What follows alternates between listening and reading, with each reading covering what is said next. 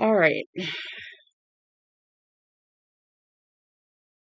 We are going to start chapter 19.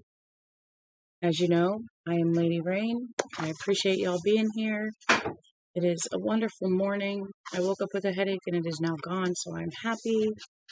Let's see. So how many people are watching today? Here's chapter 20. How many people are watching today? Well, we haven't begun yet, so just a few. Nice.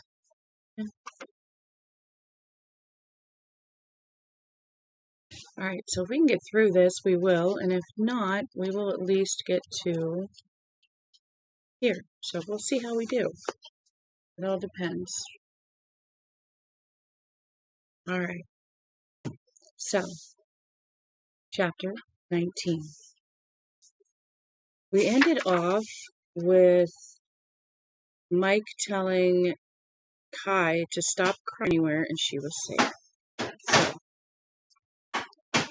the telephone was ringing. I climbed toward it from a drowning dream where I couldn't catch my breath.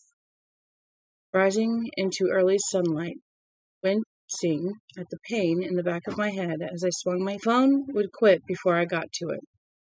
They almost always do in such situations. And then I'd lie back down and spend a fruitless 10 minutes wondering who it had been before getting up for good. Ring, ring, ring. Was that 10? A dozen? I lost count. Someone was really dedicated. I hoped it wasn't trouble. But in my experience, people don't try that hard when the news is good. I touched my fingers gingerly to the back of my head. It hurt plenty. But that deep, sick ache seemed to be gone, and there was no blood on my fingers when I looked at them. I padded down the hall and picked up the phone. Hello? Well, you won't have to worry about testifying at the kid's custody hearing anymore, at least. Bill? How did you know? I leaned around the corner and peered at the waggy, annoying cat clock.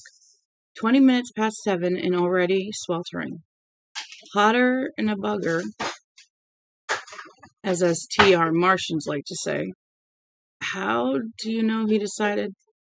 I don't know nothing about his business one way or the other, Bill said touchy.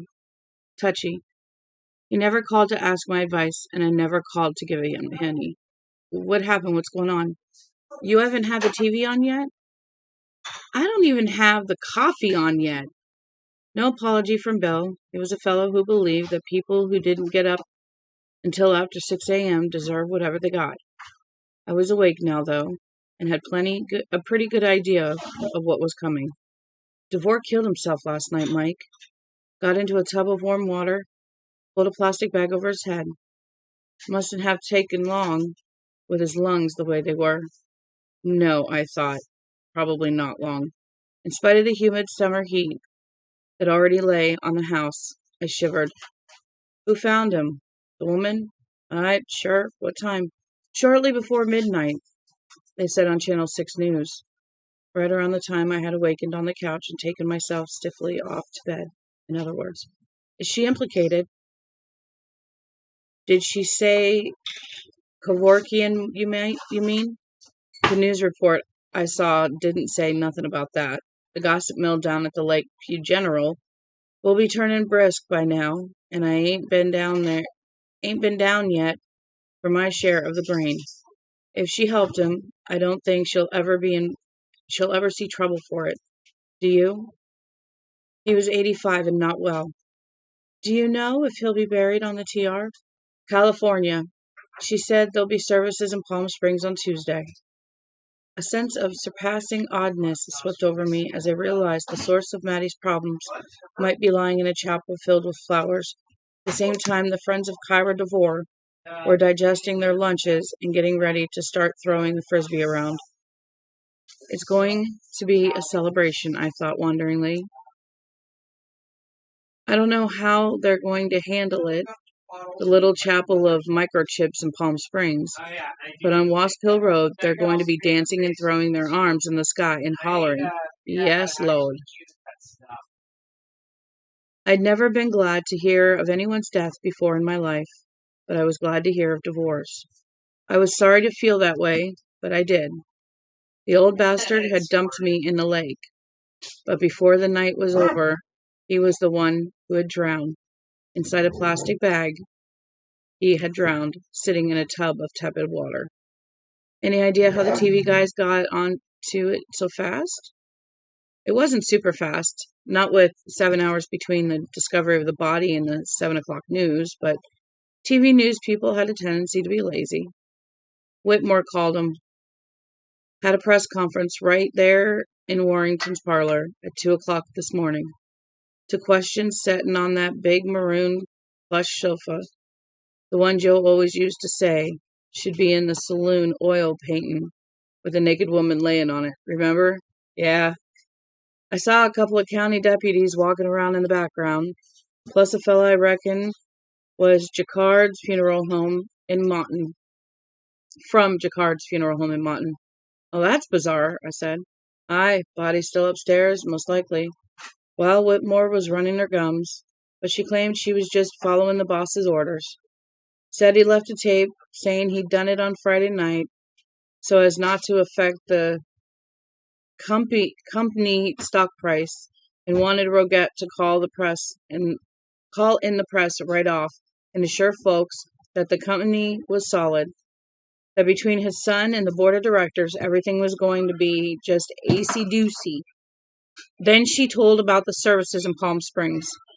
He commits suicide, then holds a 2 a.m. press conference by proxy to soothe the stockholders? Aye, it sounds like that. It sounds just like him.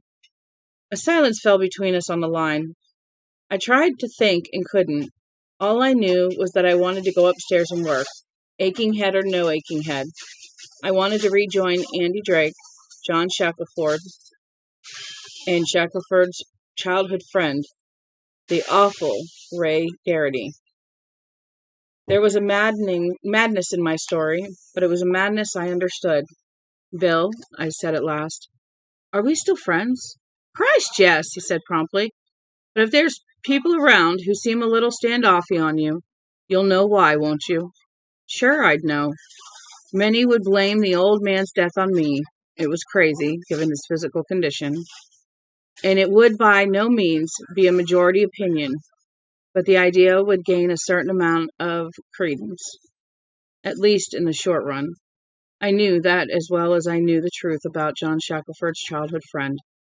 Kiddies, once upon a time, there was a goose that flew back to the little unincorporated township where it had lived as a downy gosling.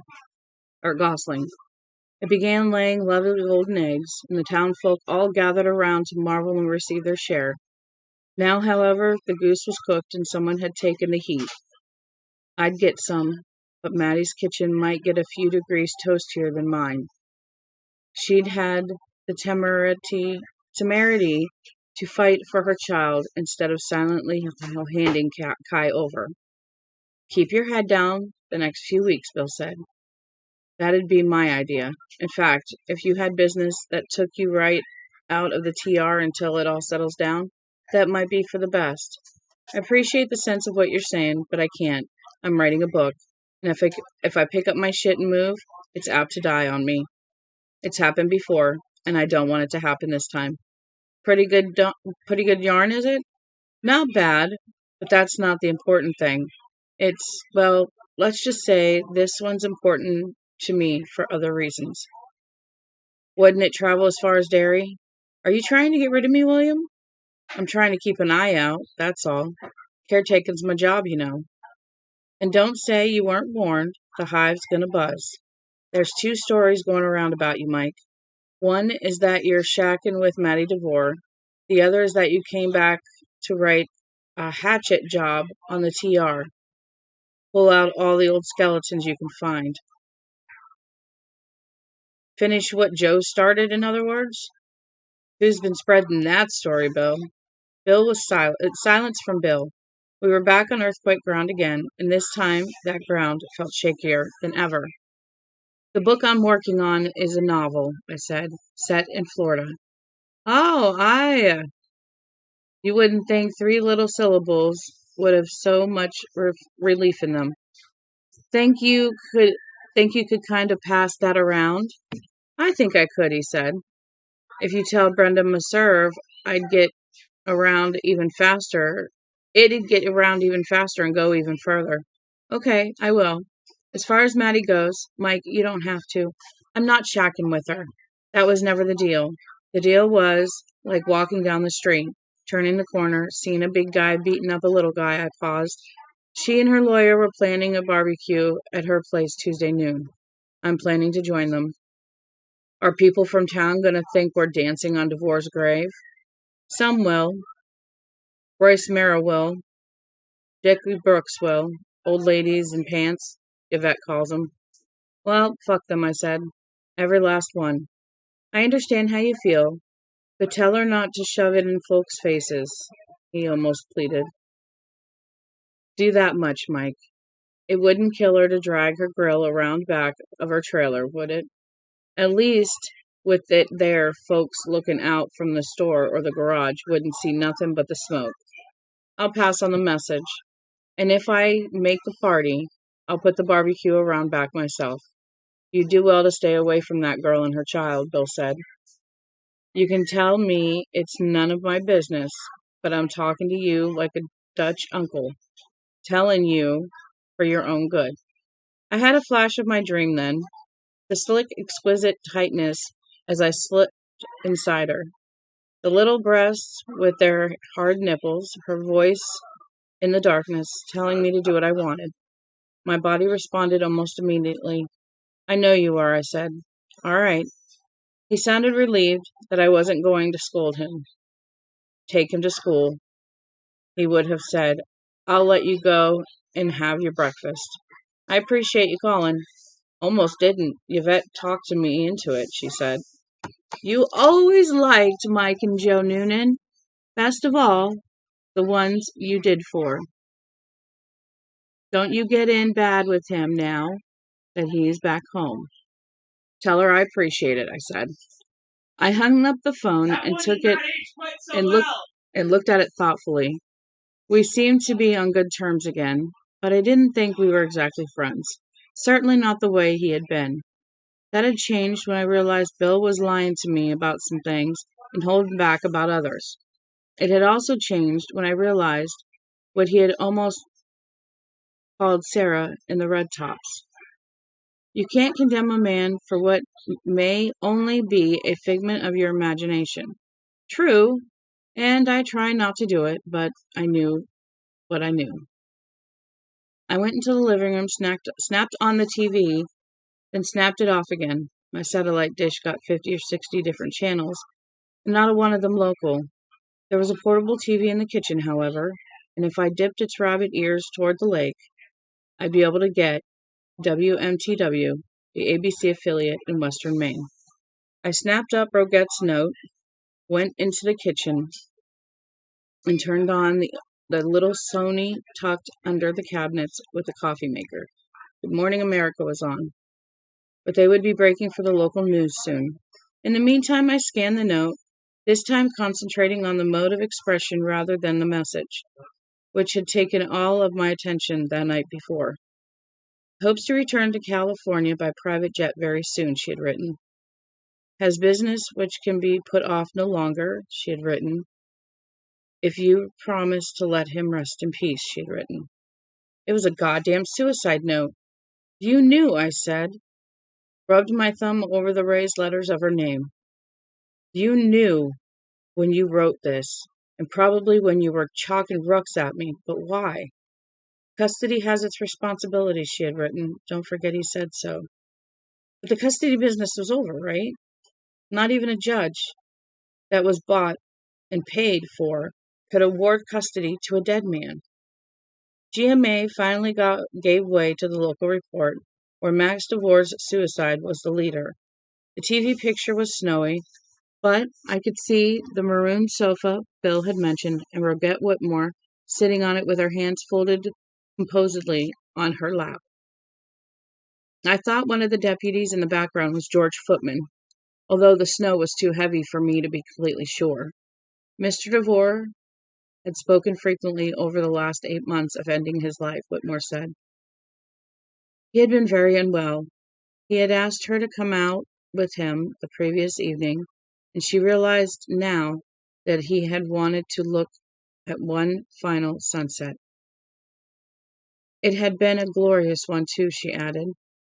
I could have corroborated that. I remember the sunset very well, having almost drowned by its light. Roget was reading Devore's statement when my phone rang again. It was Maddie, and she was crying in hard guts. The news, she said. Mike, did you see? Do you know? At first, that was all she could manage. That was coherent. I told her I did know. Bill Dean had called me, and that I'd caught some of it on the local news. She tried to reply and couldn't speak. Guilt, relief, horror, even hilarity. I heard all those things in her crying. I asked where Kai was. I could sympathize about how Maddie felt. Until turning on the news this morning, she believed old Max DeVore was her bitterest enemy. But I didn't like the idea of a 3-year-old girl watching her mom fall apart. Out back, she managed. She's had her breakfast. Now she's having a doll, a doll doll picnic. Yes, good. Let it go, then. All of it. Let it out. She cried for 2 minutes at least, maybe longer. I stood with the telephone pressed to my ear, sweating in the July heat, trying to be patient. I'm going to give you one chance to save your soul, DeVore had told me. But this morning he was dead and his soul was wherever it was. He was dead. Maddie was free. I was writing. Life should have felt wonderful, but it didn't. At last she began to get her control back. I'm sorry, I haven't cried like that, really, really cried, since Lance died. Come to lunch, she said. Come to lunch, please, Mike. Kai's going to spend the afternoon with a friend she met at Vacation Bible School, and we can talk. I need to talk to someone. God, my head is spinning. Please say you'll come. I'd love to, but it's a bad idea, especially with Kai gone. I gave her an edited version of my conversation with Bill Dean. She listened carefully. I thought there might be an angry outburst when I finished, but I'd forgotten one simple fact.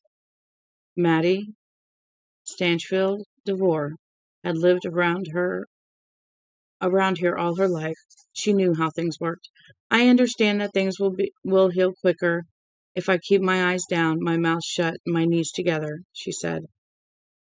And I'll do my best to go along. But diplomacy only stretches so far. That old man was trying to take my daughter away. Don't they realize that down at the goddamn general store? I realize it. I know. That's why I wanted to talk to you. What if we had an early supper on the Castle Rock Common? Same place as Friday, say 5-ish? I'd have to bring Kai. Fine, I said. Bring her. Tell her I know Hansel and Gretel by heart and am willing to share. Will you call John in Philly? Give him the details? Yes. I'll wait another hour or so. God, I'm so happy. I know that's wrong, but I'm so happy I could burst. That makes 2 of us. There was a pause on the other end. I heard a long, watery intake of breath. Maddie, you all right? Yes, but how do you tell a 3-year-old her grandfather died? Tell her the old fuck slipped and fell head first into a glad bag, I thought. Then pressed the back of my hand against my mouth to stifle the spat of lunatic cackles. I don't know, but you'll have to do it as soon as she comes in. I will? Why? Because she's going to see you. She's going to see your face. I lasted exactly 2 hours in the upstairs study, and then the heat drove me out. The thermometer on the stoop read 95 degrees at 10 o'clock. I guessed it might be 5 degrees warmer on the second floor. There we go. I hit the leg. Hoping I wasn't making a mistake, I unplugged the IBM and carried it downstairs. I was working without a shirt, and as I crossed the living room, the back of the typewriter slipped in the sweat coating my midriff, and I almost dropped the outdated son of a bitch on my toes. That made me think of my ankle, the one I'd hurt when I fell in the lake. I set the typewriter aside to look at it. It was colorful, black and purple, and reddish on the edges, but not terribly inflated. I guessed my immersion in the cold water had helped keep the swelling down. I put the typewriter on the deck table, rummaging out an extension cord, plugged in beneath Bunter's watchful eye, and sat down facing the hazy blue-gray surface of the lake.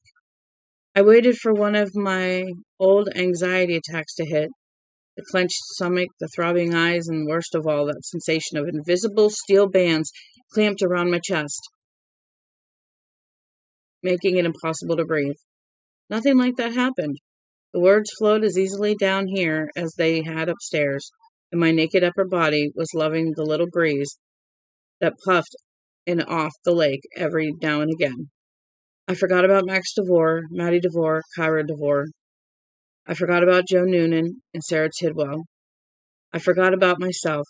For 2 hours, I was back in Florida. John Shackelford's execution was nearing. Andy Drake was racing the clock.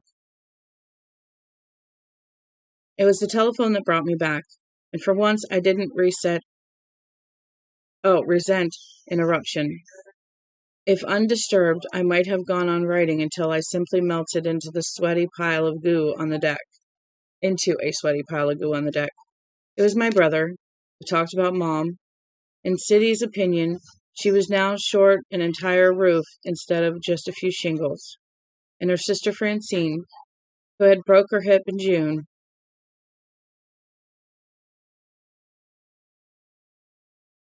Let's see. Okay. Sid wanted to know how I was doing, and I told him I was doing all right. I'd had some problems getting going on the new book, but now seemed to be back on track. In my family, the only permissible time to discuss trouble is when it's over. And how is the Sidster? Kickin', he said, which I assumed meant just fine. City has a 12-year-old, and consequently, his slang is always up to date. The new accounting business was starting to take hold, although he'd been scared for a while.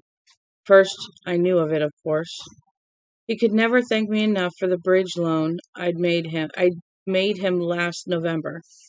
I replied that it was the least I could do, which was absolute truth, especially when I considered how much more time, both in person and on the phone, he'd spent with our mother than I did. Well, I'll let you go, Siddy told me after a few pleasantries. He never says goodbye or so long when he's on the phone. It's always, well, I'll let you go, as if he'd been holding you hostage. You want to keep cool up there, Mike. Weather Channel says it's going to be hotter than hell in New England all weekend. There's always the lake if things get too hot. Hey, Sid? Hey, what? Like, I'll let you go. Hey, what? Went back to childhood. It was sort of comforting. It was also sort of spooky. Our folks all came from Prout's Neck, right? I mean, on Daddy's side? Mom came from another world entirely. One where the men wear Lacoste polo shirts. The women always wear full slips under their dresses, and everyone knows the second version of Dixie by heart. She had met my dad in Portland while competing in a college cheerleading event. Matter families came from Memphis, Quality, Darlin, and didn't let you forget it. I guess so, he said. Yeah, but don't you go asking me a lot of family tree questions, Mike. I'm still not sure what the difference is between a nephew and a cousin. I told Joe the same thing. Did you? Everything inside me was going very still, but I can't say I was surprised, not by then. Uh-huh, you bet. When did she want to know? What did she want to know? Everything I know, which isn't much. I could have told her all about Ma's great-great-grandfather, the one who had gotten killed by the Indians, but Joe didn't seem to care about any of Ma's folks. When would this have happened? Does it matter? It might. Okay, let's see. I think it was around the time Patrick had his appendectomy. Yeah, I'm sure it was. February 94. It might have been March, but I'm pretty sure it was February. 6 months from the Rite Aid parking lot. Into the shadow of her own death, like a woman stepping behind the shade of an awning. I apologize. I lick my lips a lot because My meds make my mouth dry.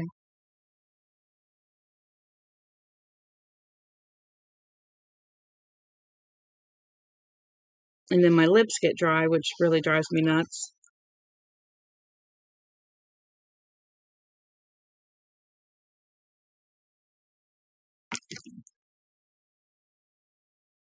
I'm going to see if that helps. Maybe it'll help so I don't lick them so much.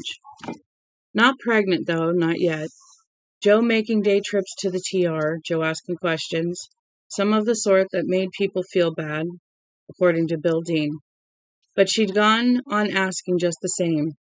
Yeah, because once she got onto something, Joe was like a terrier with a rag in its jaws. Had she been asking questions about the man on the brown sport coat? In the questions of the man in the brown sport coat. Who was the man in the brown sport coat? Pat was in the hospital, sure. Dr. Alpert said he was doing fine, but when the phone rang, I jumped for it. I half expected it to be him. Alpert, saying Pat had had a relapse or something. What in God's name did you get this sense of impending doom, Sid? I don't know, buddy, but it's there. Anyway, it's not Alpert, it's Joanna. She wants to know if we had any ancestors, 3, maybe even 4 generations back, who lived there where you were, or on one of the surrounding towns. I told her I didn't know, but you might. No, I mean. She said she didn't want to ask you because it was a surprise. What is it, a surprise? A big one, I said. Daddy was a lobsterman. Bite your tongue. He was an artist, a seacoast primitive. Ma still calls him that. Siddy wasn't quite laughing. Shit, he sold lobster pot, coffee tables, and lob puffins to the tourists when he got too rheumatic to go on the bay and haul traps. I know that, but Ma's got her marriage edited like a movie for television. How true. Our own version of Blanche Du Bois. Dad was a lobsterman in Prout's Neck. Siddy interrupted, singing the first verse of Papa was a Papa was a Rolling Stone in a horribly off-key tenor. Come on, this is serious. He had his first boat from his father, right? That's the story, Sid agreed. Jack Noonan's Lazy Betty, original owner Paul Noonan, also of Prout's. Boat took a hell of a pasting in the Hurricane Donna back in '60. I think it was Donna. 2 years after I was born, and Daddy put it up for sale in '63. Yep. I don't know whatever became of it, but it was a Grampy Paws stew we ate when we were kids, Mikey. Seacoast meatloaf. Can't imagine ordering the rest ahead. What? What? That's for Flatlanders.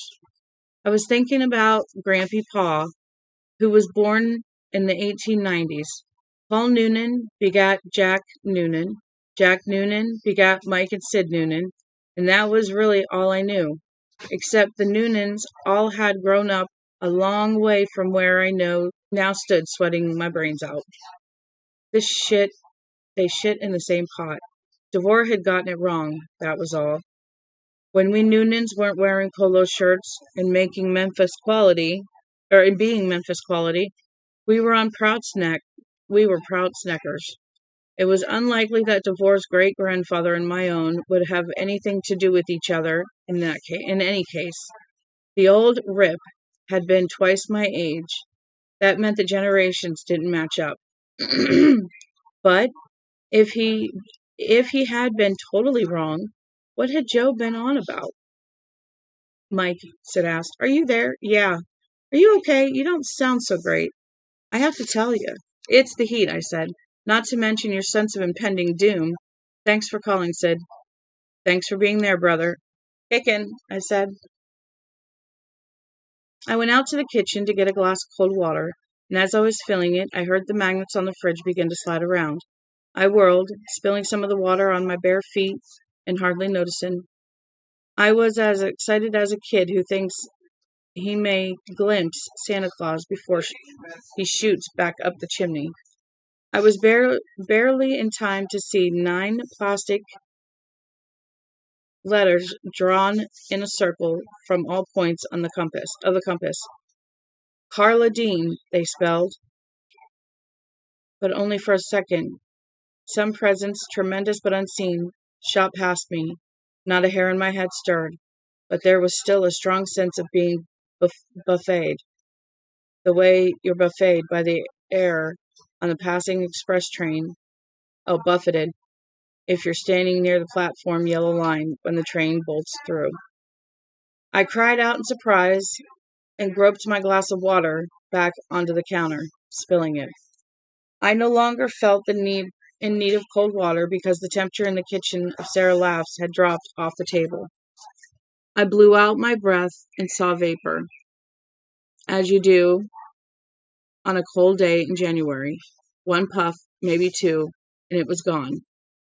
But it had been there, all right, and for perhaps 5 seconds, the film of sweat on my body turned to what felt like a slime of ice. Carla Dean exploded out in all directions. It was like watching an atom being smashed in a carton. Magnetized letters, fruits, and vegetables flew off the front of the refrigerator and scattered across the kitchen. For a moment, the fury which fueled that scattering was something I could almost taste, like gunpowder. And something gave way before it, going with a sighing, rueful whisper I had heard before. Oh, Mike. Oh, Mike. Okay. It was the voice I'd caught on the memo scriber tape. And although I hadn't been sure then, I was sure now. It was Joe's voice. But who was the other one? Why had it scattered the letters? Carla Dean, not Bill Dean's wife, that was Yvette. His mother, his grandmother. I walked slowly through the kitchen, collecting fridge magnets like prizes in a scavenger hunt, and sticking them back on the Kenmore by the handful. Nothing snatched them out of my hands. Nothing froze the sweat on the back of my neck. Bunter's bell didn't ring. Still, I wasn't alone, and I knew it. Carla Dean. Joe had wanted me to know. Something else hadn't. Something else had shot past me like a wobbish cannonball, trying to scatter the letters before I could read them. Joe was here. A boy who wept in the night was here too. But what else? What else was sharing my house with me? All right, I want to go on to 20, but my head is starting to ache again, which is not good. So I'm going to stop there for now.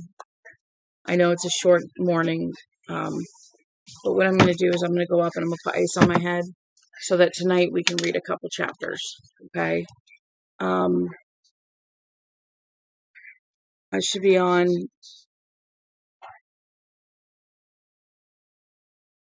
hopefully around 8 o'clock tonight. I want to make dinner. I think I'm going to make spaghetti and garlic bread tonight for dinner, so I'll have my kiddos help me. All right, I'm going to let you guys go, and I'm going to take care of this headache. It's from my sinuses. Thankfully, I've got antibiotics, so if you can't tell, my voice is trying to go again. But I do appreciate you guys being here. I absolutely appreciate you guys sitting here reading with me. I love y'all. I really appreciate it. Thank you. Love y'all. You guys have a good day. Bye.